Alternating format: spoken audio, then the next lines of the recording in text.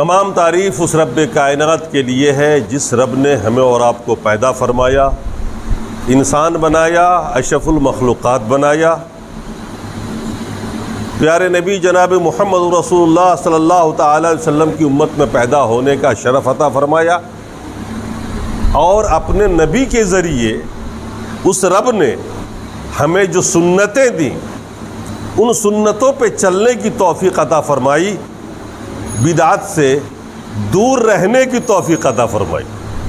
اس بات پر بھی رب کا آپ جتنا شکریہ ادا کریں وہ بہت کم ہے۔ ہزاروں لوگ ہیں جو سنت سے محروم ہیں اور بدعات کے اندر غلطاں پیچاں ہیں، ان کے شب و روز بدعات میں گزرتے ہیں، وہ بدعاتیں کرتے ہیں، ان بدعاتوں کو دین سمجھتے ہیں۔ پچھلے 2 خطبے میں آپ نے بدعات کے تعلق سے سنا۔ ایک موقع ایسا آیا، مہینے جو چل رہا ہے اس مہینے میں کچھ ایسی بدعت ہوتی ہے مسلمانوں کے اندر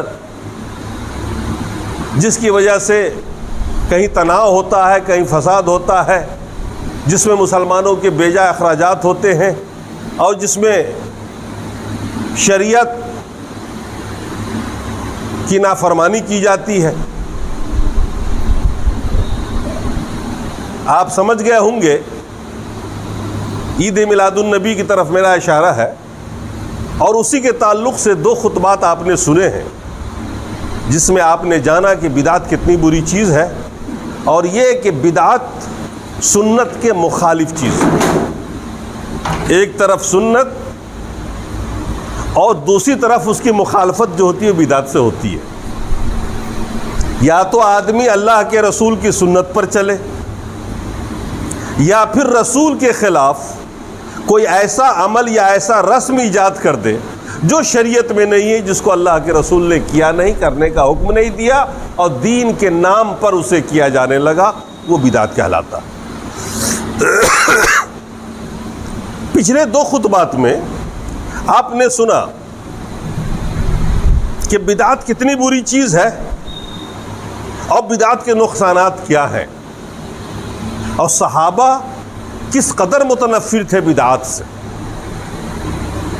بدعت چاہے وہ جس طرح کی بھی ہو، میں نے وہ حدیث پیش کی تھی آپ کے سامنے میں لمبی والی، جس میں اللہ کے رسول نے فرمایا من یعش منکم بعدی فسیرى اختلافا کثیرا، تم میں سے جو لوگ میرے بعد زندہ رہیں گے وہ دین میں بڑا اختلاف دیکھیں گے، گروپ بندی دیکھیں گے، دین کے نام پر کہیں کچھ ہو رہا ہوگا، کہیں کچھ ہو رہا ہوگا، اور ایسے دور میں آپ پریشان ہوں گے کہ اس طبقے کے ساتھ اٹھوں بیٹھوں یا اس طبقے کے ساتھ جاؤں،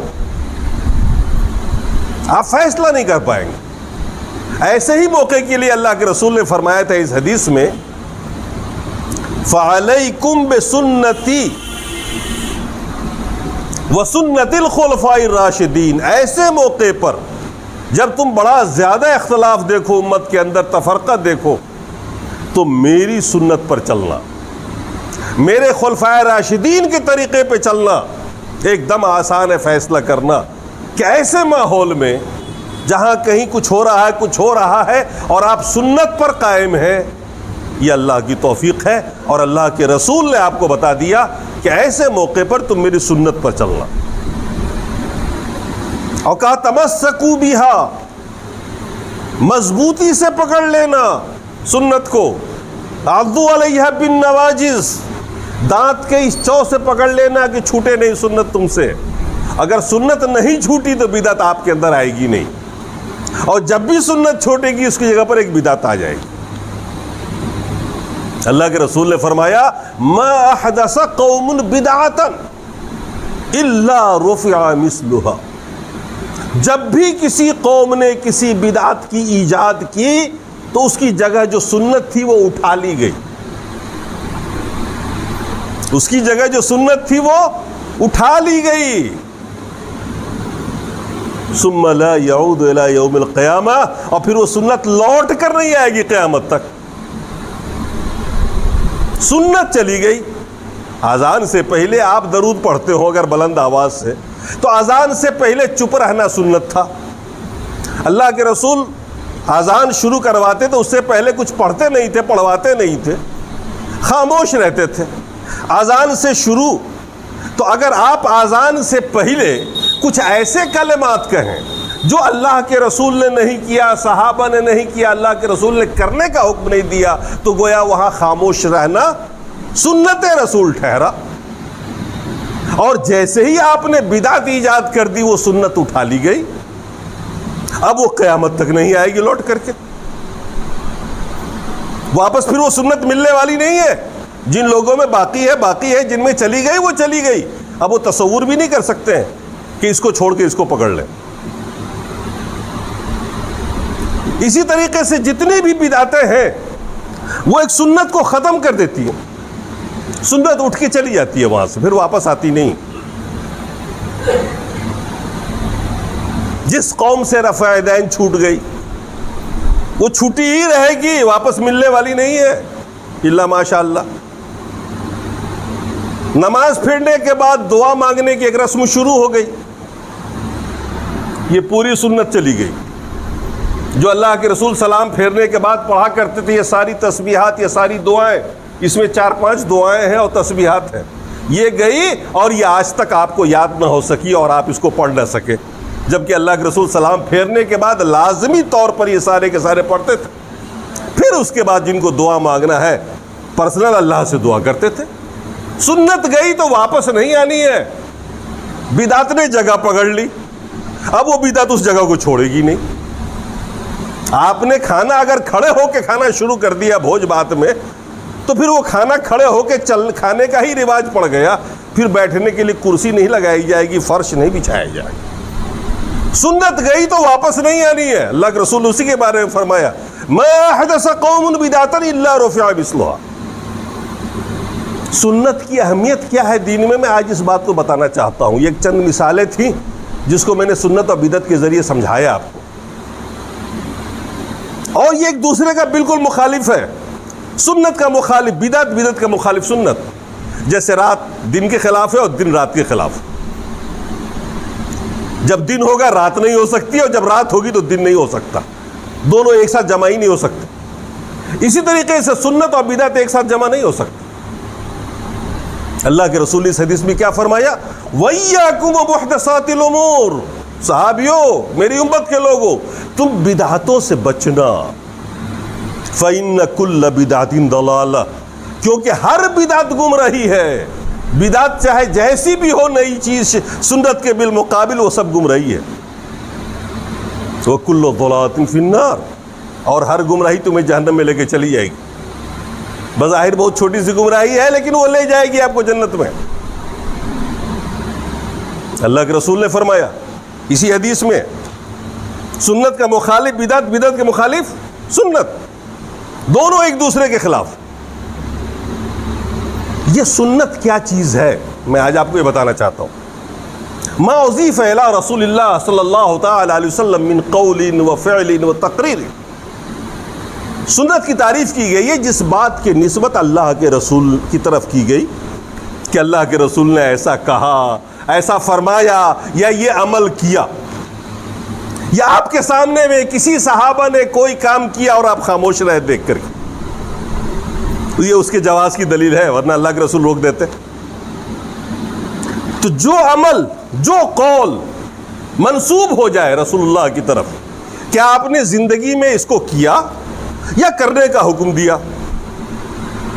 ابھارا، وہ سنت ہے۔ اس کے برخلاف جو چیز بھی ہو بدعت۔ سنت کی اہمیت کیا؟ اللہ تبارک و تعالیٰ نے ہر نبی کو سنت دی، حضرت آدم سے لے کر کے آخری نبی جناب محمد رسول اللہ صلی اللہ تعالی علیہ وسلم تک ہر نبی کو سنت دی گئی، بلکہ بعض نبیوں کو صرف سنت ہی دی گئی، کوئی کتاب نہیں دی گئی۔ آپ جانتے ہوں گے کچھ ایک انبیاء ہیں، کچھ ایک رسول ہیں جن پر باقاعدہ کتاب نازل ہوئی، قرآن کی شکل میں، انجیل کی شکل میں، تورات کی شکل میں، زبور کے شکل میں، صحف موسیٰ، صحف عیسیٰ، یہ چند ہیں جو مشہور ہیں۔ باقی جو نبی ہیں ان کے پاس کوئی کتاب نہیں آئی تھی۔ کس بات کی تبلیغ کرتے تھے وہ؟ کیا بتاتے تھے امت کو کتاب تو بتائی نہیں، نازل نہیں نہ ہوئی ان کے اوپر. ان کو اللہ نے صرف سنت ہی دی. القاء فی القلب کیا، دل میں ڈال دیا اللہ نے یہ بات، امت کو بتاؤ، اس پر عمل کرو، کاربند رہو. بہت سارے نبیوں کو صرف سنت دی گئی، کوئی کتاب نازل نہیں ہوئی. اور ہر امت کو نبی کی سنت کے پابند بنے رہنے کا حکم دیا کہ تم جس دور میں جی رہے ہو اس دور میں جو نبی بھی ہے ان کی جو سنت ہے اس سنت پر چلو. اور اس سنت کی ٹھکرانے میں یا اس پر عمل نہ کرنے کی صورت میں، نہ کرنے کی وجہ سے بہت ساری امتوں پر اس دنیا میں بھی عذاب نازل ہو گیا. اور آخرت میں تو جو عذاب ہونا ہے وہ ہوگا. نبی کی سنتوں کو چھوڑنے کی وجہ سے اس قوم پر عذاب نازل ہوا. آج ہم مسلمانوں میں سنت کی اہمیت نہیں ہے، بدعت کی بڑی اہمیت ہے. سنت کو چھوڑ دینے کی وجہ سے بہت ساری قومیں اس دنیا میں ہی معذب رہی، عذاب کا شکار بن گئی. ہمارے یہاں سنت کی کوئی اہمیت نہیں ہے. آج ہم اور آپ بھی سنتیں نہیں پڑھتے، سنت کو چھوڑ دیتے ہیں اور یہ سمجھتے ہیں کہ معمولی بات ہے، کوئی بات نہیں. کہیں چھوڑ دیتے ہیں، بدعت نہیں کرتے. بس اتنا ہی فرق ہے کہ آپ سنتوں کو چھوڑتے ہیں، بدعت نہیں کرتے. کچھ لوگ سنتوں کو چھوڑ کے بدعت کرتے ہیں اس کی جگہ باقاعدہ. سنتوں کو چھوڑا نہیں جا سکتا. اللہ کے رسول کو جیسے قرآن دی گئی ویسے سنت بھی دی گئی. ذرا آپ سوچئے، نماز کا حکم کہاں نازل ہوا؟ مکے میں. وضو کا حکم کب آ رہا ہے؟ مدینے میں. سورہ مائدہ کے اندر بہت بعد میں سورت نازل ہوئی ہے. صحابہ نماز پڑھتے تھے وضو کر کے یا بے وضو پڑھتے تھے؟ جب قرآن میں نماز کا حکم آ گیا لیکن وضو کا حکم نہیں آیا. جب آپ مدینہ تشریف لائے تو کافی دنوں کے بعد یہ حکم نازل ہوا سورہ مائدہ، اور اس میں یہ آیت نازل ہوئی، یا ایھا الذین آمنوا اذا قمتم الی الصلاۃ فاغسلوا وجوہکم. اے ایمان والو، جب تم نماز پڑھنا چاہو ارادہ کرو تو اپنے چہرے کو دھو، ہاتھ کو دھو، مسح کرو، پیر دھو. اتنے دنوں تک نماز جو پڑھی گئی وہ کیسے پڑھی گئی؟ وضو کے یا بغیر وضو کے؟ وضو سے پڑھی گئی. کس نے حکم دیا تھا؟ کس نے؟ اللہ کے رسول نے. فرمایا ان اللہ لا تقبل الصلاۃ بغیر طہور. اللہ تعالیٰ بغیر وضو کے نمازی قبول نہیں کرتا، اور وضو کرنے کا طریقہ بتا دیا. یہ سنت ہے نا. قرآن میں تو بہت بعد میں آیا. صحابہ وہیں سے نماز پڑھنے لگے وضو کر کے، بغیر وضو نہیں پڑھتے تھے وہ. انہوں نے کبھی نہیں پوچھا اللہ کے رسول قرآن میں کہاں آیا ہے. وہ اللہ کے حکم کو اور رسول کے حکم کے درمیان کوئی فرق نہیں کرتے تھے.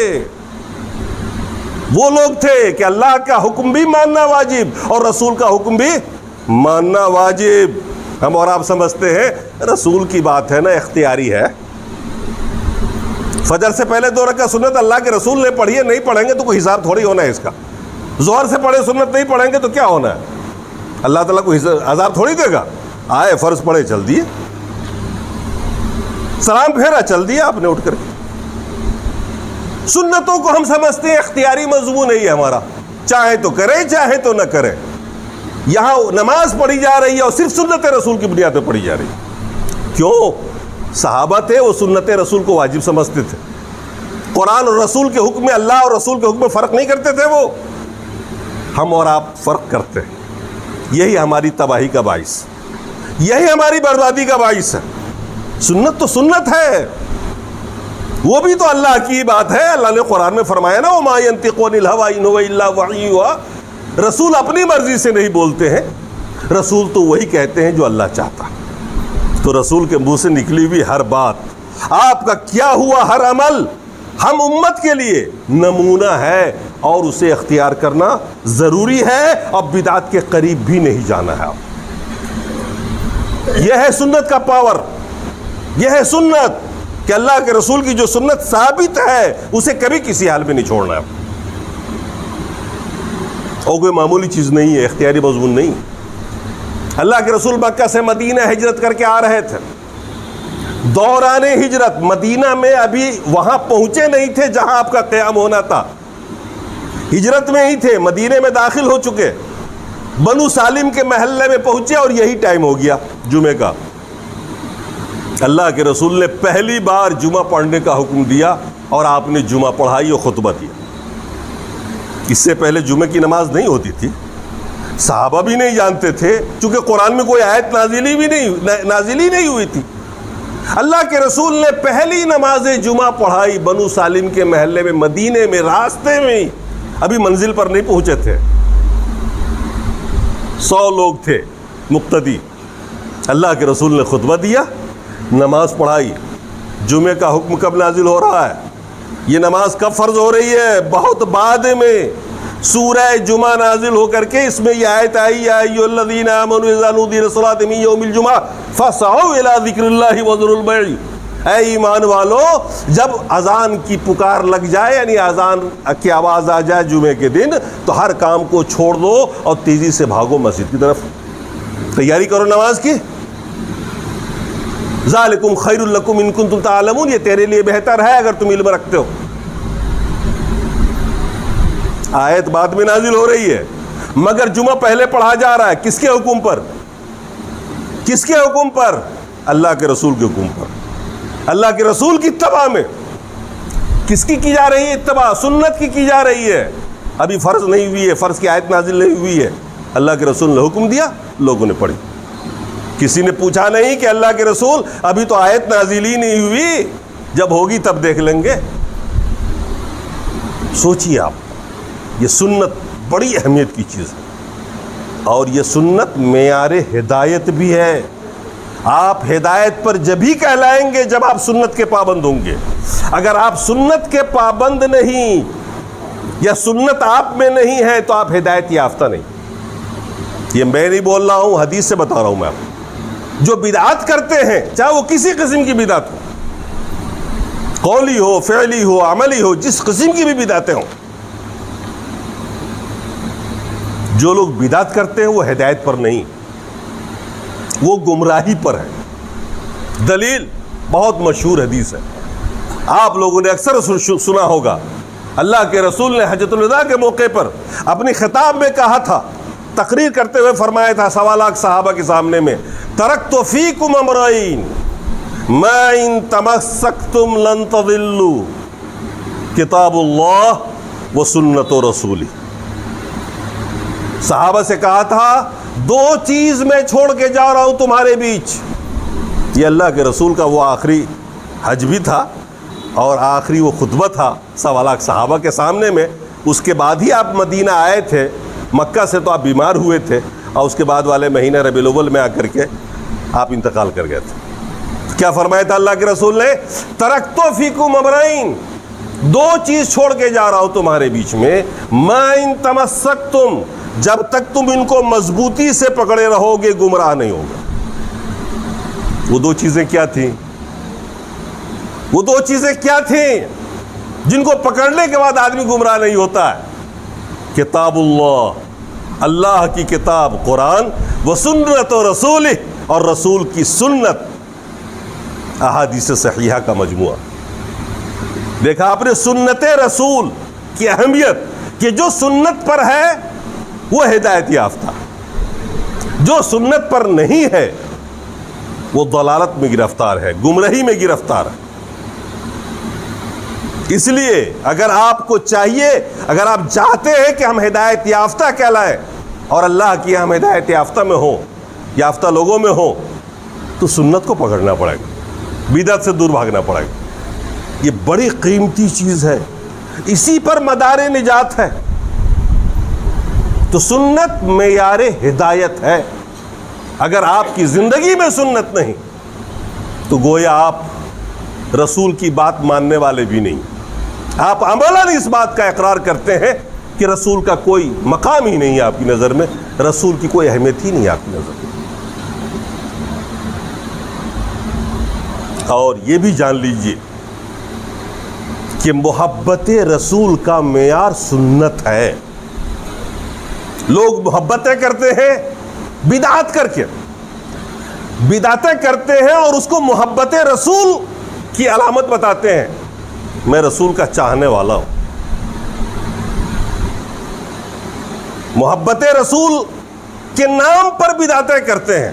جو لوگ آج کل یہ سب کر رہے ہیں بدعتیں، ان سے پوچھئے یہ کیوں کر رہے ہو، تو یہ کہتے ہیں کہ رسول سے محبت ہے اس لیے کر رہے ہیں. نہیں صاحب، محبت رسول کی بنیاد آپ کی سنت ہے. اللہ کے رسول کی سنت پر چلنا یہ رسول سے محبت کرنا، اور رسول کی سنتوں کو ٹھکرا دینا، بدعت اختیار کرنا، یہ رسول سے دشمنی مول لینا، رسول کی مخالفت کرنا. اس کی بھی دلیل اس حدیث سے لیجیے آپ. ترمذی شریف کے اندر ایک حدیث ہے، حضرت انس رضی اللہ تعالیٰ عنہ راوی ہے، فرماتے ہیں کہ اللہ کے رسول نے ایک موقع پر فرمایا، یا بنی ان قدرت ان تصبح وتمسی وليس في قلبك غش لاحد ففعل وذلك من سنتي ومن احب سنتي فقد احبني ومن احبني كان معي في الجنہ. یہ پوری حدیث. حضرت انس چھوٹے تھے، اللہ کے رسول خدمت کرتے تھے، تو آپ نے بڑے پیار سے ان کو ایک بار فرمایا، یا بنی، اے بچے، اگر تم اس بات کی طاقت رکھتے ہو کہ صبح شام تم اس حال میں کر سکو کہ تیرے دل میں کسی مومن کی برائی نہ ہو، تو ایسی زندگی گزارو. اللہ کے رسول نے حضرت انس سے فرمایا، انس اے بچے، اگر تم ایسی زندگی گزار سکتے ہو کہ تیرے دل میں کسی مومن کے لیے کوئی برائی کا جذبہ نہ ہو، تو تم ایسی زندگی گزارو. وَذَلِكَ مِن سُنَّتِي، یہی میری سنت ہے، یہی میرا طریقہ ہے. وَمَنْ أَحَبَّ سُنَّتِي فَقَدْ أَحَبَّنِي وَمَنْ أَحَبَّنِي كَانَ مَعِيَ فِي الْجَنَّةِ. اللہ کے رسول نے فرمایا، یہ میری سنت ہے، اور جو میری سنت سے محبت کرے گا گویا وہ مجھ سے محبت کرے گا. اگر آپ کو محب رسول بننا ہے، واقعی رسول سے محبت ہے، تو آپ سنت کو پکڑیے نا. اللہ کے رسول فرما رہے ہیں، من احب سنتی، جس نے میری سنت سے محبت کی گویا اس نے مجھ سے محبت. وَمَنْ أَحَبَّنِي كَانَ مَعِيَ فِي الْجَنَّةِ، اور جو مجھ سے محبت کرے گا جنت میں میرے ساتھ جائے گا. کتنی بڑی بات،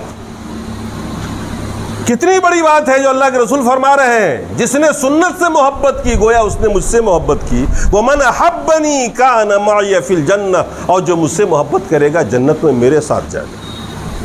کتنی بڑی بات ہے. رسول کی مائیت چاہیے، رسول کا ساتھ چاہیے آپ کو جنت میں. ارے ہم لوگوں کو جنت کا ایک کونا نصیب ہو جائے، جہنم سے بچ جائے، تو بھی میں سمجھتا ہوں بہت بڑا انعام ہے.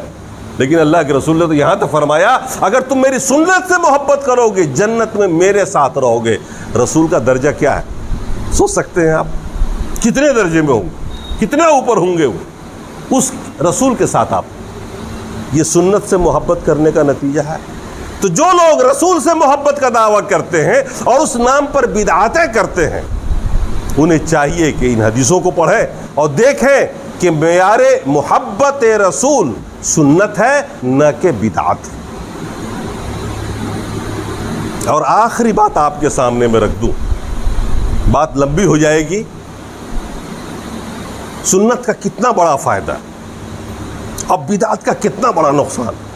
بخاری شریف کی ایک حدیث ہے، اللہ کے رسول نے صحابہ سے ایک بار فرمایا، وَأَنَا فَرْتُكُمْ عَلَى الْحَوْضِ مَنْ مَرَّ عَلَيَّ شَرِبَ وَمَنْ شَرِبَ لَمْ يَزْمَعْ أَبَدًا. اللہ کے رسول نے فرمایا کہ میدان محشر میں تم سب لوگوں سے پہلے میں حوض کوثر پر پہنچ کے انتظار کروں گا.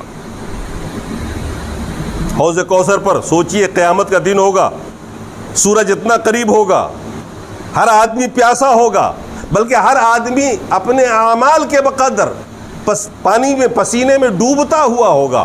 کسی کے یہاں تک ہوگا، کسی کے یہاں تک پانی ہوگا، کوئی یہاں تک ہوگا گناہوں کی وجہ سے. اللہ کے رسول نے فرمایا، من مر علی شرب، جو بھی گزرے گا میرے پاس سے وہ ضرور حوض کوثر سے پیے گا، میں اسے حوض کوثر سے پلاؤں گا. آگے فرمایا اللہ کے رسول نے، ومن شرب لم یظمأ ابدا، اور جس نے ایک بار پی لیا حوض کوثر کا جام میرے ہاتھ سے پھر وہ کبھی پیاسا نہیں ہوگا، اسے پیاس نہیں لگے گی، چاہے جتنی بھی شدت کی ماحول ہو میدان محشر کے، جانتے ہیں وہ ایک دن 50,000 سال کا ہوگا، اور 50,000 سال تک ہمیں اس میدان محشر میں کھڑے رہنا پڑے گا حساب کے لیے، اپنی باری کے لیے۔ اور کیا گزرے گی ہمارے اوپر؟ یہاں ایک گلاس پانی نہ ملے وقت پہ تو آپ تڑپ جاتے ہو، دھوپ میں کھڑے ہونا نہیں چاہتے آپ۔ ہم اور آپ میدان محشر میں کیا عالم ہوگا ہمارا؟ اللہ کے رسول نے فرمایا کہ جو گزرے گا میرے پاس سے وہ ضرور پیے گا، اور جو ایک بار پی لے گا کبھی پیاسا نہیں ہوگا، اسے پیاس ہی نہیں لگے۔ اب اس کے آگے کی جو بات ہے وہ سننے لائق۔ اللہ کے رسول فرماتے ہیں ثم جاؤ قوم، پھر میرے پاس کچھ ایسے لوگ آئیں گے یعرفوننی وعارفہم، وہ لوگ بھی مجھ کو پہچانیں گے کہ یہ میرے رسول ہے، اور میں بھی پہچانوں گا یہ میری امت کے لوگ ہیں۔ وہ لوگ بھی مجھے پہچانیں گے یہ رسول کریم صلی اللہ علیہ وسلم ہے، اسلام لے کے آئے تھے ہمارے بیچ میں، اور میں بھی پہچانوں گا یہ میری امت کے لوگ ہیں۔ لیکن فرشتے دیوار بن جائیں گے، حائل ہو جائیں گے، ان لوگوں کو میرے پاس آنے نہیں دیں۔ میں پکاروں گا، میں کہوں گا فرشتوں سے انہم منی، یہ لوگ بھی میری امت کے ہیں، آنے دو، حوض کوثر پیئیں گے یہ لوگ بھی۔ لیکن فرشتے روک دیں گے، فرشتے دیوار بن جائیں گے، اس کو روک دیں گے ایسے لوگوں کو۔ وہ مسلمانی ہوں گے، کلمہ گو ہوں گے، نمازی ہوں گے، روزہ رکھنے والے ہوں گے، حج و زکوٰۃ کرنے والے ہوں گے، لیکن فرشتے آگے نہیں بڑھنے دیں گے، حوض کوثر کی طرف نہیں گھسنے دیں گے۔ جبکہ اللہ کے رسول پکاریں گے فرشتوں سے آنے دو، یہ میری ہی قوم کے لوگ ہیں، میری امت کے لوگ ہیں، میں انہیں بھی پلاؤں گا۔ فرشتے کہیں گے انک لا تدری ما حدثوا بعدک، آپ کو پتہ نہیں ہے، آپ دنیا سے چلے آئے، لیکن یہ وہ لوگ ہیں جنہوں نے دین میں نئی نئی بدعتیں نکالی، نئے نئے رسوم نکالے، نئے نئے اعمال نکالے دین میں، دین کی شکل میں، آپ کو پتہ نہیں ہے۔ فرشتے کہیں گے اللہ کے رسول سے انک لا تدری ما حدثوا بعدک، آپ کے بعد جب آپ دنیا چھوڑ کے چلے آئے تو ان لوگوں نے آپ کے دین کو بگاڑ دیا، آپ کے قوم میں تفرقہ ڈالا، ایسی ایسی بدعتیں نکالی، آپ کو پتہ نہیں ہے۔ تو اللہ کے رسول فرمائیں گے ایسا ان لوگوں نے میرے دین کو برباد کیا، بدعتیں نکالی۔ اللہ کے رسول فرمائیں گے سحقاً سحقاً لمن غیر بعدی، دھکے دے کے باہر نکال دو ان سبوں کو جس نے میرے بعد میرے دین کو بدل ڈالا۔ بدعت کا سب سے بڑا نقصان یہ ہے کہ اس دنیا میں تو آپ پریشان رہیں گے ہی، اس کے پیچھے پیسہ بھی خرچہ ہوگا، جان بھی جائے گی، ہلاکت و تباہیاں بھی ہوں گی۔ آخرت کا سب سے بڑا نقصان آپ کا یہ ہوگا کہ حوض کوثر پینے کے بعد جو ہم ٹھنڈ محسوس کرتے وہ چیز نہیں ملے گی، اور وہ پریشان حال رہیں گے میدان محشر میں۔ یہ بخاری شریف کی حدیث ہے، اللہ کے رسول نے فرمایا ایسے لوگوں کو دھکے دے کے نکال دو، باہر کرو، میرے پاس بھی مت آنے دو، انہوں نے میرے دین کو بدل دیا میرے بعد۔ آج دیکھیے لوگ بدعت کی تقسیم کرتے ہیں، حسنہ سیئہ۔ اللہ کے رسول نے فرمایا کل بدعت ضلالہ، ہر بدعت گمراہی ہے، بدعت کی تقسیم بھی بدعت ہے، اس بدعت کی تقسیم بھی بدعت ہے، کیونکہ اللہ کے رسول نے فرمایا کل بدعت ضلالہ، ہر بدعت گمراہی ہے۔ لوگوں کی جرأتیں اتنی بڑھ گئیں کہ بدعت کی بھی تقسیم کرنے لگے۔